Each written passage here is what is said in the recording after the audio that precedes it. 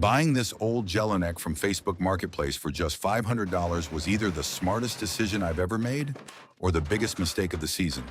With the first harvest getting closer every day, there isn't enough time or enough money to replace it with another machine. If this Jelinek isn't ready, neither am I. But before it can touch a single field, the most urgent repairs can't wait any longer. Years of sitting idle had left every moving part stiff, dry, and screaming for attention. Simply patching it up wasn't enough. I needed to make sure this machine could survive its first real workout. The priority list started with a complete lubrication overhaul, flushing out old, contaminated grease from every bearing and joint, followed by a full oil change in the gearboxes and hydraulic system. I also went through every belt and chain, tightening what was loose and replacing what was worn beyond saving.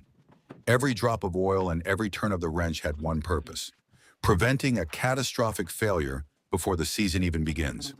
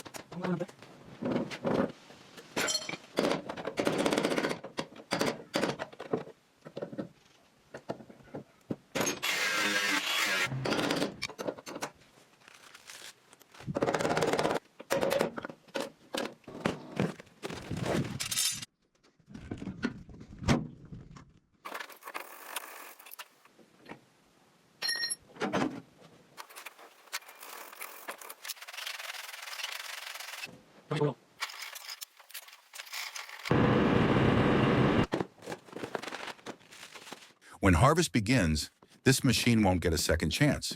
The drivetrain is finally moving smoothly, and the hydraulics are holding pressure, but getting this far is only the first battle. The real challenge is fine-tuning every system before the season arrives, making sure this forgotten combine doesn't let me down when the crops are ready. We'll see if this $500 gamble pays off in the next episode.